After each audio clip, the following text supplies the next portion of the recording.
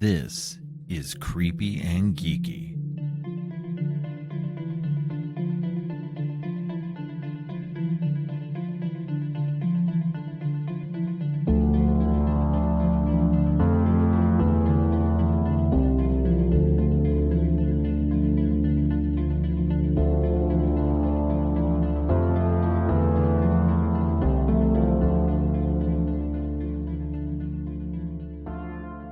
Welcome. I'm your host, Robert, and my guest today is Josh Ruben. You probably recognize him as the writer, director, and star of Scare Me and the director of Werewolves Within, and for his most recent acting roles in Blood Relatives, which he also produced, and in A Wounded Fawn, both of which are now on Shudder. Welcome to the show, Josh. Thanks so much for having me. Yeah, I'm so glad to have you on. Saw your tweet about doing podcasts in December, and I snapped a response off as quick as possible, and I was have very to say, glad to yeah, go I mean, ahead. I'm glad we can make it happen. I'm thrilled. Where a lot of these, I feel bad for some folks. I think they're somehow eagerly, morbidly excited to see my face, and it's slightly more exhausting to be on visually. So I so appreciate appreciate that your camo is off to begin with, because it's one thing to do like 5 hour long or even 30 to 40 some odd minute interviews a day, but to also show your face, it's like I can't Oh imagine what yeah. it's like to do press for Bullet Train or something. It must just be like an Oh endurance man. test. Yeah. No, I've seen the quote unquote big stars who talk about those press junkets, and it just seems so uh exhausting. It just I and can't it's just imagine. and they're so impersonal too. You just get the same lame questions from everybody, and it's just like, too much. But yeah, I don't Yeah. use video for my podcast, so it's all audio. So largely, if unless the other person has their camera on, mine's always turned off as well. So Bless you. I'm glad to accommodate you on that. Pleasure to be So faceless with you. right, right. The faceless interview that works. Amen. Um, So, so we'll just start right into it. Um, I'm my podcast really isn't about interviewing people, so I'm a little uh less good at this than others might be. Uh, I usually Don't talk sell to yourself short. I usually talk to my podcast is about talking to guests about what I do is we watch two movies that are usually related in some way, and we just have a fun informal conversation about it. So kind of works for this too because we're mostly talking about a wounded fawn and blood relatives. So That's right. uh, Yeah. but you did get your start in comedy, but it seems like you've since transitioned mostly into horror lately. Was that always the goal? It wasn't always the goal. I was a comedy fan before I was a horror fan. Okay. And or sorry, I was a horror fan before I was a comedy fan, mainly because of my sister, Rachel, who introduced me to the likes of Freddy's Nightmares and all the Jason movies and such. Freddy was essentially a cartoon character, in my opinion. So in the '80s, you figure, oh, this guy's got a wicked sense of humor. He's just like the Roadrunner, but he'll slice your face. I think all the way through, if you could track my sketch career, when I had the chance to do my own thing, or even when I did my first short film, there was always a darkness to the stuff that I loved, to my sketch work. And probably similar to like what Jordan Peele, if you were to track his route through comedy, you could probably see some hints of a joy in doing darker stuff, darker humor, genre Right. parody, whatever it may be. And that was always there for me. But I think by the time that I sort of was at a crossroads in my career, I realized that no one was going to spoon feed me the opportunity to make a movie, especially one starring myself.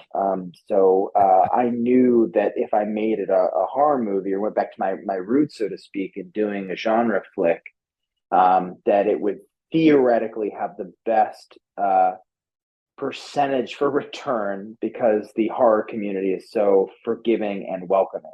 And so Right. that's why I was like, you know what, my first film's not going to be a comedy. It probably won't translate as well. Let's go the genre route, and the rest is more or less history. Well, but speaking of that, both of the movies that you've directed have both been, ostensibly horror comedies. They've had a lot of comedy, elements to both of them. So, and I, there's lots of, history of horror and comedy, kind of mining the same fertile ground. And and they seem to be very linked together very well. In Mm-hmm. my opinion, I'm a big horror comedy fan, so that's always that's my favorite genre of horror.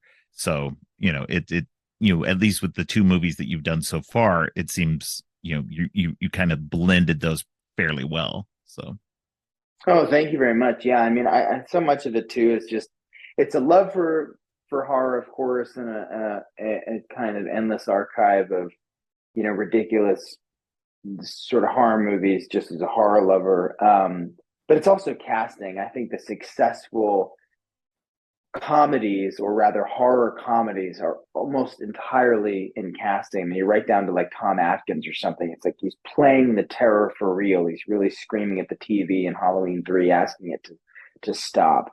right, Sam Richardson is not. You can't catch him trying to be funny. He just is inherently, and you love him the way that you might love a Tom Hanks character, just as he's not going out of his way to do a funny scream. And that's the kind right. of thing where I think a great actor, especially a great comedic actor in horror comedies, will, they'll understand. They'll kind of play the vulnerability for real, but their comedic gears are firing on all cylinders. Oh yeah, definitely. I think that you can tell when there's a good actor, somebody like Sam Richardson, who is playing that well, playing that comedy and that horror well, and isn't overplaying it. Because you do see those other, quote unquote horror comedies that really go more into parody, because the actors are playing it a little too silly. So Yeah, yeah, absolutely. I mean, I probably wouldn't get caught making a scary movie as much as it was fun to see those in, uh, one of the scary movie franchises, rather, as much as it was fun to see them in high school. But if you can do something like Tremors, or like a Gremlins, or even to do something as dark and kind of wicked as Poltergeist, but give it even more of a comedic wink to do something. I mean, if my company had a logo, and I have a kind of banner now called Nocturnal Kid, because I was a kid who, stayed up so damn late watching this scary shit. My right. kind of motto, or my slogan, would be legitimately funny and genuinely scary. Or genuinely funny and legitimately scary, because if you can capture both of those the way that, like, most recently Joseph and Vanessa Winter did so brilliantly with Deadstream, their feature Mm, debut, and even with their VHS 99 vignette, um, I feel like you're so set up for success. I mean, people still today talk about the likes of Sam Raimi. I mean, Evil Dead is an indelible part oh of our yeah. genre culture, and I think that's for good reason. It's. I mean, there's so many things, so many factors that play to that degree. But if you can do it right, you're golden, because it is hitting all kind of bullet points, all sides of our lizard brain movie loving Yeah. palate, as I like to say. Yeah. Oh no, I agree fully. I'm a huge Evil Dead franchise fan. I love all of them. My favorite, of course, Yeah. of that whole series is Army of Darkness, which is the silliest one. Oh, But so you good. know, yes, yeah, it's legit my favorite, and I will take no umbrage about that. But You don't have to from me, man. I wanted. I just put this together the other day. It's Chris Cantwell, who created *Halt and Catch Fire*, big comic book and genre fan. He's an old buddy of mine, and I was just talking about how badly I wanted. I can't remember if he was talking about showing his kids *Army of Darkness* for the first time, or maybe his oldest. And I remember watching *Army of Darkness* and then seeing, I think around the same time, there was a toy line called Skeleton Warriors. And I remember Okay. Yeah. wanting the action figure Skeleton Warrior so bad because I'd seen Army of Darkness at that, like, whatever it was, between 8 and 10 years old. So yeah, their Raimi goes influencing my I don't know, my desire to play with X kind of toy, because I was just so drawn in by that world. I mean, what's not to love? It's a live action horror cartoon. Yeah, exactly. Yeah, no, this, and me growing up, I grew up in the 80s and we still had a lot of, it wasn't the same TV that you have nowadays with streaming. It's like streaming, you have everything and it's all new and it's all, great and everything. We during Mm-hmm. the 80s, I grew up and it was like reruns of everything. And so it was reruns Yeah. from everything from the 30s, 40s, and 50s on. And so, I grew up with a steady diet of Three Stooges. And so Mm-hmm. Oh my having gosh. Yeah, that I just brought that influence, up the other day. Yeah, yeah. exactly. Exactly. That was the first one. And then to see that he was, sorry, I'm opening a door here No, to go my ahead. my my cave. To see or to understand too that like Raimi not only loved Universal monsters, but was, a fan of the Three Stooges as an example. And that was, such an indelible part of like, Campbell's inspiration is it's just fun to kind of track as someone who wants to get close to the likes of a Raimi or a Flanagan or in the horror comedy world. Um, Oh yeah. Anyone who's kind of dancing in that space, Jordan Peele, because shit, it's like wow, we were all kind of absorbing and watching the same kind of stuff. I think my not my concern, but I'm very aware of wanting to avoid creating derivative stuff, especially after the likes of like Michael Dougherty have done that even better, or even Lee Winnell, so clearly inspired by Jaws and Amblin, done it even better. I look at Right. something like Krampus, and I'm like, man, that'd be great to kind of recreate. But that's he's so set out to make something that feels like Gremlins and Poltergeist and Dark Crystal. Well, what else can I do without kind of trying to take my swing at that world? Because it's so something that we hear so often as uh, as filmmakers of that certain era is another like especially another like Caucasian late 30s filmmaker Yeah. going like, well, I really love Jaws, and so what I want to, and then of course I have I'm waiting to hear back on a gig that might be sort of adjacent to that. But I'm like, I guess you can't escape, you know, what that era was because there was nothing like it. No, and that's I think the thing that, we as kids of the 80s, and I think I've got a decade on you, that uh, we, you know, because of that influence, the 80s were this weird thing where we had all of that influence of the decades before us. And whereas it feels like nowadays everybody's kind of living in the now. At least the generation that's Yeah, living now, the younger generation, they seem to be more about like the yeah, now and the future, and that's all great and everything like that. But we have such, um, there's so much nostalgia that goes into what we see because of how we grew up and because it was so filled with all of that stuff from our past. And so, yeah. That's it's right. hard to escape that for us in that way. Whereas, so a lot of the new generations are like, oh my God, you guys are, why do you keep making stuff about the 80s and stuff? And it's like, because that's when we grew up, and that's, it plays Yeah, it's ingrained into our DNA in a weird way. it And it's hard truly to is. It was escape all it. we had. It was yeah. Yeah. That was the era of the film being a chapel, the video store being a church, Yes. and there was no phone to look at and scroll on while you had RoboCop or Poltergeist Right. or Who Framed Roger Rabbit or any Freddy movie on TV. You just were sucked into that world, and that's where we Yeah. lived and replayed and such and such. That's totally true. Yeah. And speaking of Raimi, it's gone on record well enough on your end that you are a big fan of Darkman and that you would like to do a remake of Darkman. Have you gotten any traction at all on that? I can say without giving too much away that I've gotten traction on it. I don't know how quickly or how possible Right. anything would move in that direction. But yeah, I'm kind of piecing together that very specific time in my life and what it is and was about Darkman. I mean, it came out in 1990, just after Batman. Batman was, just had Right.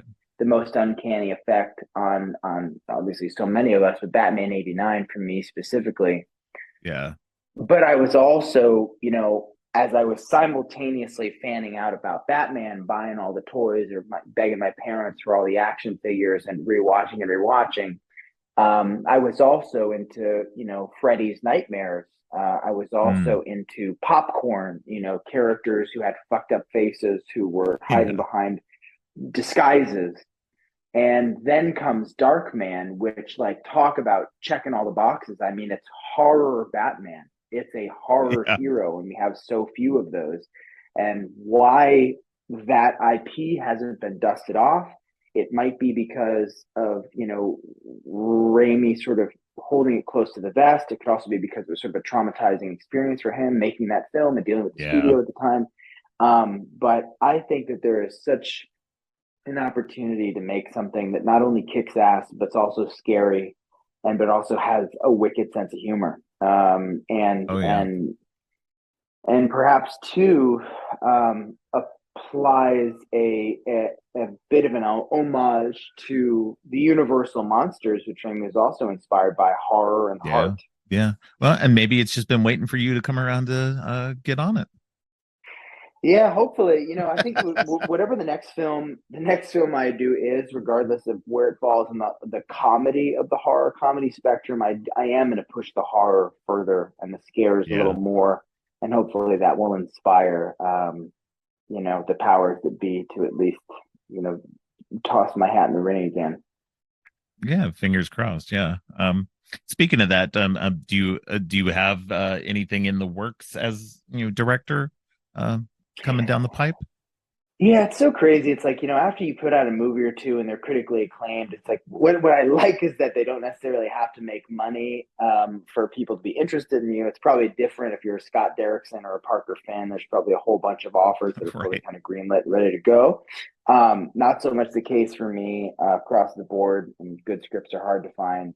But I can say that I'm collaborating with Michael Kennedy right now, and he Okay. wrote Yeah. Freaky for Yeah. Blumhouse, and I just loved it. And we're just really excited about this idea. Definitely a comedy horror, but Nice. one that I think is going to be a real star vehicle for who we can get in there. And then something a little more on the thriller spectrum. There's a science fiction project by a writer named Aaron Horowitz who wrote The Cleansing Hour that I'm so crazy about. And so this just the wild nature of our business is, projects can be sort of neck and neck. A third thing Yeah. can come out of left field and sweep you off your feet and take you away for 6 months to a year. So I can tell you, those are the two things that are sort of tangibly intangible. While I anxiously am waiting. I went off and developed, and I'm about to have published a graphic novel called Darla. Okay. So it's like, just because I knew that that is a thing I could make as an artist and get out Yeah. into the zeitgeist. So I'm excited about that. Should be out next year. Okay. Great. That's awesome. Who's are you the artist on it as well, or no, or do you have another No, artist? no, I'm not nearly that talented. But our artist is Brianna Tippett. Okay. She's an incredible artist out of she's now in Nevada, but I've actually spotlighted her to Fangoria. We had a feature in the Halloween Ends um, Fango that came out Okay. most recently. Yeah, and I think it was maybe one issue ago. And there's some hints of this, Darla and the world of it in there. But I just saw her work on Instagram. She was, making a lot of fan art for my stuff and for Buddy stuff and similar. And I just thought, man, what a style! It's very sort of Charles Burns, very black hole Okay. esque. But even just in terms of its striking nature, it's not the super adjacent style, but just such an eye and such a vision. And I fell for it and thought, might be great for this tale I wanted to tell. That's awesome. Yeah, I'm a big comic book fan, so I'll definitely keep my eye out for that. Oh, yeah, thank you. Yeah, I hope you dig it. Yeah. Yeah. All right. So let's talk about your most recent two releases that are both now on Shudder. Um, let's talk about Blood Relatives, which is by writer, director, and star Noah Segan. Um, and in that movie, you play the Renfield-like character, Roger Yeah. Fieldner, which I thought was a nice play on the name. I caught that even before I saw you. Um, they said Fieldner, and I was like, oh, they're just playing Renfield. So, and then I saw you, and I was like, oh, okay, yeah, exact. It sadly took me a minute to put that one together, and I'm the producer, and I was like, "Oh yeah, right, that's why." It's okay, you know. Yeah, you get to play the character, so that Yeah, that's the most that's important part of it. precisely. So, how did that all come about? Producing and getting the role and everything. Sure.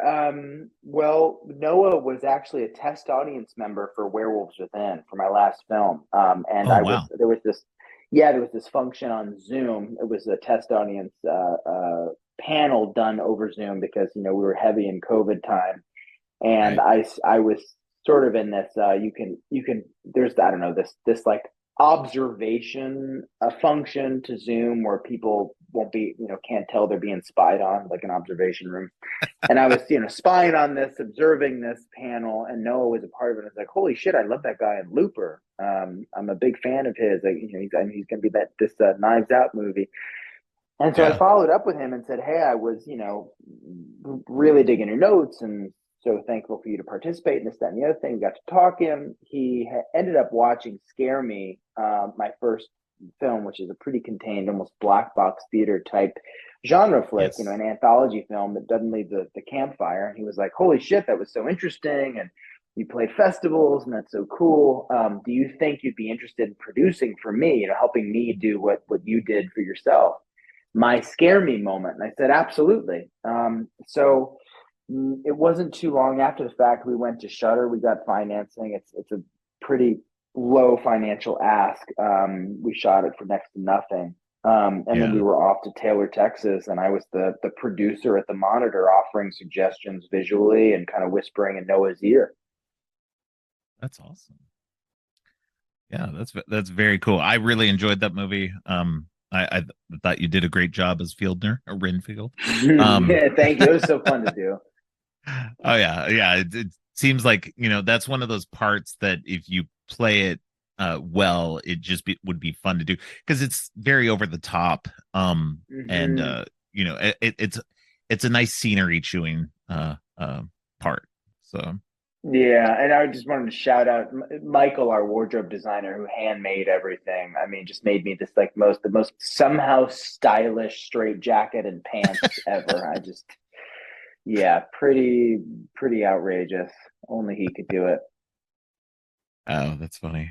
Yeah, no, it was a great movie. I really enjoyed um all of it, and that's very cool that you were able to help him get that going. I would have thought that he had other people, not only somebody like Ryan Johnson to help him like get that going, since he's so keyed in with him. Yeah, I know. Well, he's got various projects, I believe, with Ryan. But this was a tiny one. It'd been a minute since Ryan had dabbled in that world. And it, Yeah, it just felt right. It was a good fit, certainly with the level of film I'd worked on, and also just what I had on my plate, or rather didn't have on my plate. It was really good timing. I think the timing of it all worked out so that I shot Wounded Fawn in October and wrapped did a quick gig for Netflix, a special called Death to 2021. right. Just a few segments on that, and then jumped right into production on Blood Relatives. I went right after Thanksgiving. I actually sort of missed the first week of shooting, and both films, like shot and processed through post and out and debuted at film festivals, within the year. It was really kind of mind blowing. Yeah, yeah. No, and then they both premiered on Shudder within like what, a month of each other, just a couple of Yeah. weeks, I think actually. Actually, it was Um, both within 1 week. It was November 22nd for Blood Relatives and then December 1, yeah. just a few days ago for Wounded Fawn. It's pretty crazy. Um, yeah, so did they end up playing a lot of the same festivals together as well? Our overlap was, I believe, Fantastic Fest and Beyond Fest. So we Okay. both got to play those. The Wounded Fawn debuted at Tribeca, and they went everywhere. I mean, it was kind of crazy. Fright Fest Yeah. and Sitges, and Beyond Fest and Fantastic Fest. I feel like I'm leaving one or two out. And we were able to, with Blood Relatives, which was super cool, debut at Fantastic Fest, which was sort of a homecoming of sorts for Noah, who had so many films premiere there, and so it was a real splash. Like Ryan and Karina, his wife, were there. So many friends, so many cast and crew because we shot in Taylor, Texas. It was really really rad. And yeah, so that's cool that it just, it um you guys had such good overlap with that, and you were able to get these out on Shutter back to back like that. So Yeah, yeah, completely. It was a lot of fun. yeah. So let's talk a little bit about A Wounded Fawn. And so how did that role come about?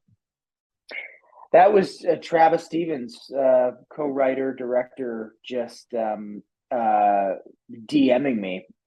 He wrote me on Twitter, and he just asked if I'd be willing to look at this. I'm wondering if I have it. It'd be the first time I'd ever gone to my Twitter messages and seen. I don't even know if I can search or find his. I'll scroll as we're talking to see if I can Yeah, find the yeah. very words. But he oh, here it is. Let me see if he asked me or what he asked me specifically. Here it was. Oh, he said, "Hello, sir. Congratulations on your remarkable film." Maybe he was talking about werewolves. "It was such a finely tuned piece. Watched it with awe and admiration the entire time. With the success of your filmmaking, I was curious if you're still looking at material as a performer. We're in pre-production on my new one, shooting in New Jersey, and thought I'd at least ask." And then I very immediately got back to him, and he very immediately and said yes, and he very immediately started sending me pictures of the location and of creature effects and makeup effects and the camera. Kasusha Genenfeld, our brilliant DP testing camera. It pretty rad. So wow, that's the first time I've both discovered and read Travis is Allowed. So that's a Robert Clark exclusive. There we go. There you go. Creepy and geeky exclusive. Yeah, that's right. um no, that's awesome. Yeah, I think the only other Travis Stevens movie I've seen is Jacob's Wife. And I enjoyed that. Yeah. I liked A Wounded Fawn. It was very interesting, especially with the Greek mythology aspect to it. That's what Yeah. Yeah. fascinated me a lot. I have um a long history of enjoying mythology and folklore, going back to Hmm. as an elementary school kid. I used to just gobble that stuff up, and so getting to see that on the screen, and seeing how it affected the character, and Yeah. and and everything, and it was just fascinating for me. Yeah. It's pretty wild. I mean, I had really no sort of history and even interest in Greek mythology other than in kindergarten playing Zeus with a cardboard lightning bolt. But what excited me about this project in particular was playing a villain, so to speak, an acting challenge that I'd always been, or an acting dream, I guess you could say, that I've always had, but also getting to play the punching bag in a feminist revenge tale Yeah, yeah. was especially exciting to me. I love skewering shitty men. I did it on my first film, although I don't know how shitty necessarily I'd go out of my way to say Fred is, but that made it all the more kind of exciting for me and cathartic, just as a project to do. So to be able to see the final result of that, with the style and the mythology and how people are responding to it. I mean, we were certified fresh, only I think moments ago or just before we hopped I on. just So, saw your tweet another about that. creepy Yeah. geeky, pretty rad. I mean, it's sort of insane, just how it's taken off, considering that this is a genre tale rooted or with the spine of Greek mythology. Like, who would have thought that, Greek furies as deadites would be something people would want to see. Right. Yeah. Yeah. I definitely clocked the Evil Dead undertones to this, of course. Being a fan of that franchise. As Travis said the other day, it's like the guy's name is Bruce, for God's sake. Yeah, true, very true. Oh man. So I do spoilers on my show. So anybody Right? who listens to this, please go watch A Wounded Fawn before you listen to anything else about this, because I'm going to talk specifically about the end. That is a very wild, very long ending credit sequence. If you thought that was long, there's another 5 minutes on the cutting room floor. Believe it or not, that was an 11 Oh, minute I'm film sure. cartridge. Oh yeah, that's So crazy. my question about that though is that how do you do, like, I'm assuming that was just completely uncut, like, there was Oh no yeah, cutting. You just, like, how do not at you all. continue to do that without busting up laughing? Well, I typically do bust up laughing. I call myself sometimes the Jimmy Fallon of genre film, and sometimes funny film, because I truly do tend to lose my focus, and I really hate that in my work ethic, because I just, it's probably because I'm such an overthinker, and I'm such uh, can be such a non pro with something like this, or the project that's as dark, with circumstances and context that's as dark and grave Right. and sort of artful as this. It was a lot harder for me to bust up. Although I think on every shoot I do, if I'm on camera, I have at least one giggle fit, much to the dismay of the entire crew. Um, so by that point, Travis just said, "Let's just try this and go for it. Would you be down?" And we were all just kind of like, "Fuck yeah, absolutely." And we just went for it. It wasn't planned. It was coverage we knew we needed to get, and this is what he decided, or what he suggested we should do, and we did it. And I didn't bust up because I knew the pressure was on. Once you hear that film cartridge going, um, it is super. The pressure's on. I mean, the electricity is Yeah. kind of in the air. So yeah, I and the rain and the rock and the exhaustion of it, I don't know, it just felt kind of electric. It felt, it's just took me right back to my theater roots, and I was just so stoked to do it. Yeah. You're able to keep in the moment rather than Yeah, yeah, feeling completely. feeling the, yeah. Um, yeah, I think this rivals only Pearl for the uncomfortably long end That's credit sequence. right. That's right.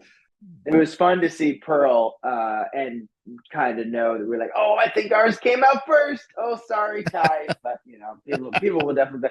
At least people are like, going, hey, there's another film that rivals Pearl, and that's pretty cool. Or Wounded Fawn's end credits that it rivals Pearl, and I was like, yeah, that's pretty rad. That's right. Yeah, I mean, I will definitely say that it rivals it for being uncomfortably long. That's right. It puts him in the cool club. I'll say he's welcome in. Ty did it. He can come in. Yeah, and so this movie was shot on 16 millimeter instead of digital, right? That's right. That's right. Yeah. Yeah. So yeah, I had heard about that only recently. So I guess, yeah, that would put the pressure on, because with digital you can kind of take as many takes as needed until you get Mm-hmm. it, and then I mean, obviously constrained by time, but with Mm-hmm. film you have a finite amount of film to use, so there's That's right. That's there's right. definitely a lot more a constraint to restraint to have there. That's right. It brought you back to the kind of soap opera style shooting. It was block dress tape. We'd rehearse. You only have so many rehearsals, and you only have so much film. So it's once you hear that reel going, like you have to go right on action, or you have to pretty much Yeah, roll right on action.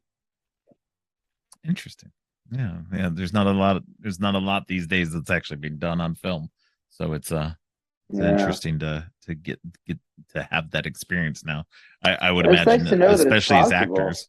Yeah. Yeah, absolutely, because it really lights the fire into the actors' asses. You really got to learn your lines. You got to be on your shit, because you only get so many chances, and there's only so many cartridges budgeted, so to speak, every day. Rehearsal becomes a bigger thing. I imagine with that Oh yeah, than the typical shoot would. oh yeah, oh yeah. We're Yeah. always rehearsal, and then you dive right in. um. If you wouldn't mind, would you mind some questions about Werewolves Within? No, not at all. Okay, that is actually my personal favorite of your work so far. No, thank I you. I I love that movie. It is so fun and so good. I love all the actors in it. The pacing's real well done. It's just a fun overall movie. Yeah, it was just so much fun to do. I knew when I cracked open Misha Wolf's script that it would be a dream gig. It's like, wow, it's a little bit Clue and a little bit The Thing, and then people started Yeah, making comparisons to Tremors, and I was like, fuck yeah, I'll take it. Like, absolutely, quirky small towners going up against this extraordinary circumstance, and yeah, the devolvement of humanity in a snowstorm. This is my shit. It only felt all the more self-actualized when I was able to convince the production team to shoot in the Hudson Valley where I grew up, and where I would fantasize, werewolf sightings, or werewolf fights, even in the woods in my backyard. So it was such a good time. Little did we know that the COVID cloud was about to hit us. I mean, we wrapped on March 9th and we're in lockdown on the 13th. It was pretty insane. oh wow, so you got it done Yeah, just in time before. just Oh in wow. time. We were so lucky. We avoided any shutdown. I have a couple buddies who were shooting movies across overseas even, and had to just like put everything down, just leave. It was terrible. Wow. Yeah, that's Hmm. that's definitely good timing on your part. Wow. That's amazing. Yeah, it was one of two big quote unquote big werewolf movies that came out that year, with that and Wolf of Snow Hollow. Yeah. And I like Wolf of Snow Hollow. I like it a lot, but I love Werewolves Within. It's Oh, for thank you me so the much. much better movie. And uh, I put it up there in the pantheon of werewolf movies that I really dig. Now, to be fair, I really love Cursed, so take that as you may. Oh, love Curse. Come on, Wes Craven doing a werewolf movie. Ah, You kidding? I don't know. And there's really good effects in it.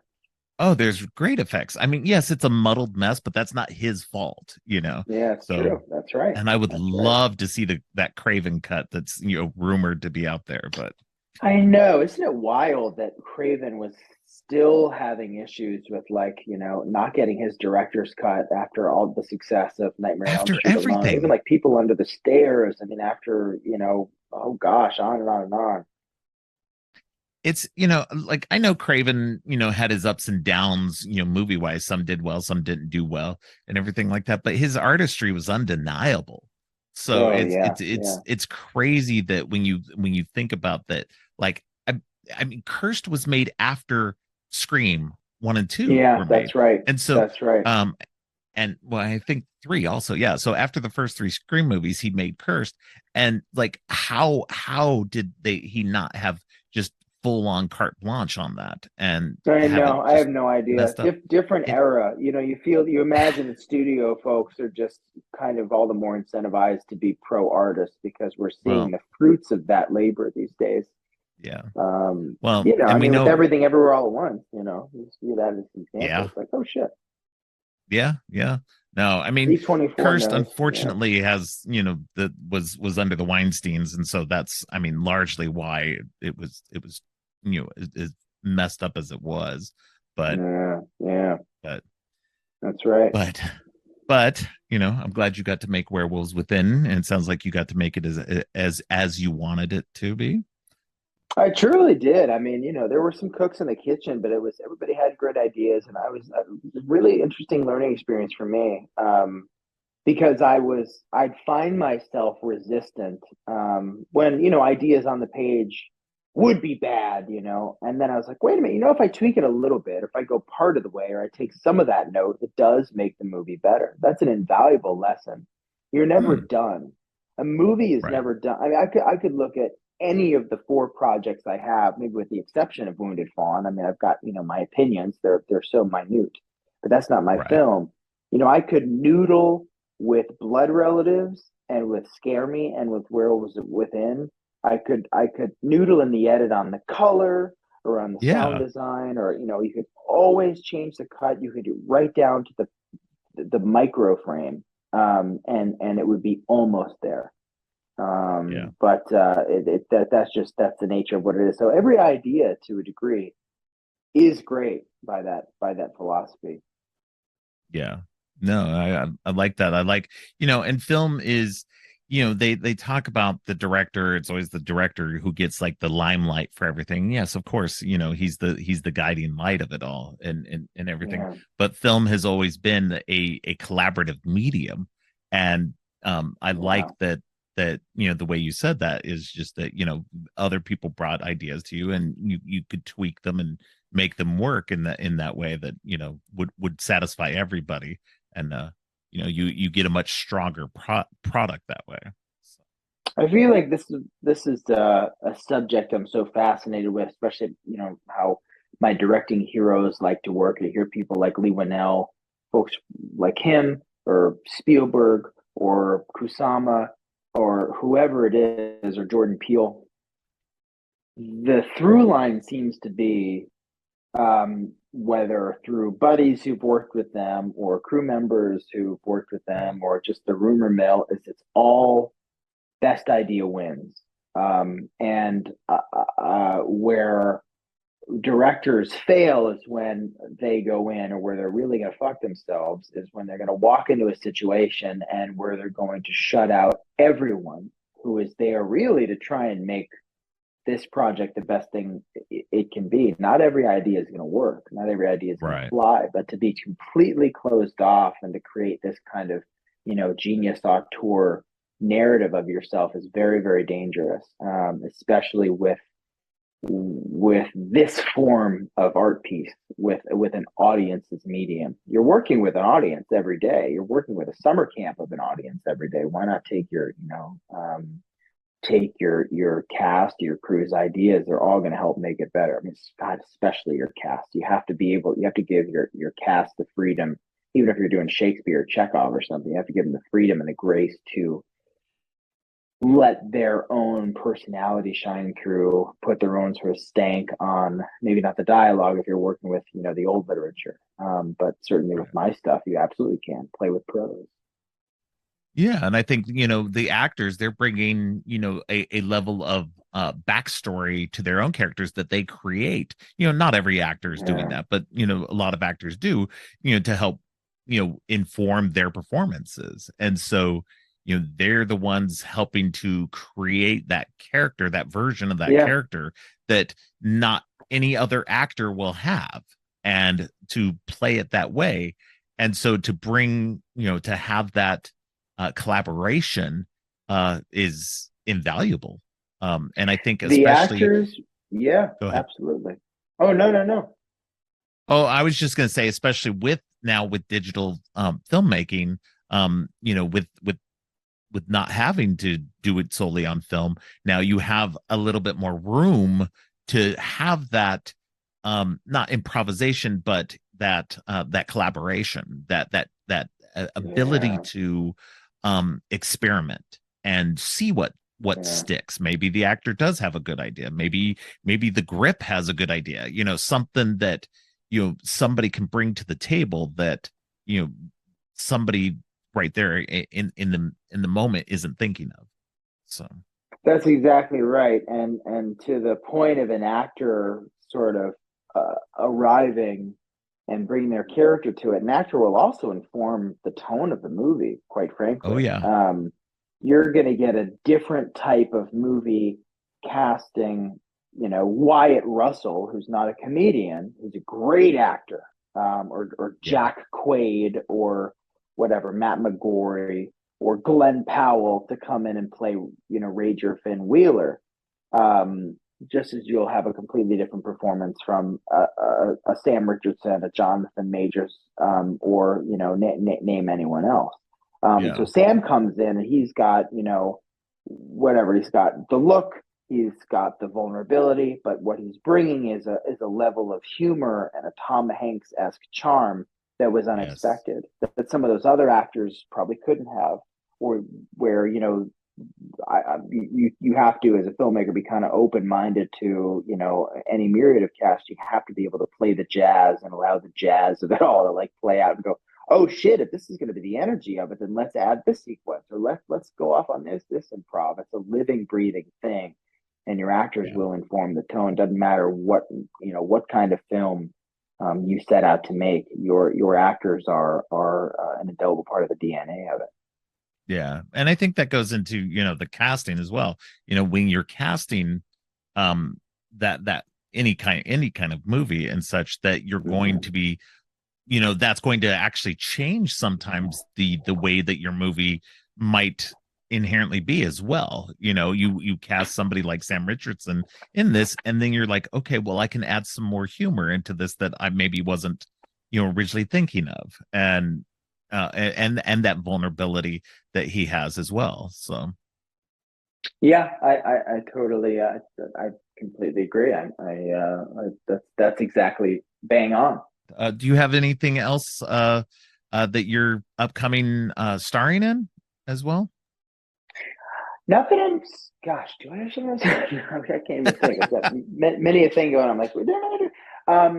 I did do something that I can't. That was actually really interesting. I can't say what it was. Okay. No one will be able to see it, but what was wild was a awesome director asked this group, this ensemble, to come together to do. I've never done this before.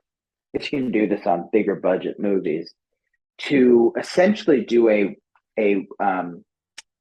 uh, a an acting out of the film, like Like a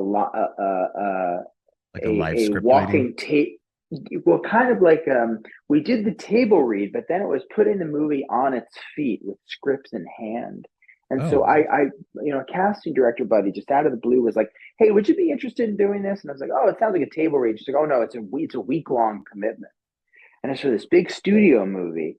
And it was a handful of actors. Some of them are buddies that I got to go out and kind of basically just do theater for a week, on hmm. this rad stage, in South LA, and that was so fun because even though that's something that won't see the light of day, it was really just a process for the director and the producers to kind of wrap their head around what will ultimately be shot on, I believe, the volume, which is essentially Oh, okay. yeah, this world creating technological, Yeah. insane stage, Yeah, to that's be what they able use for the to. Mandalorian. Yeah.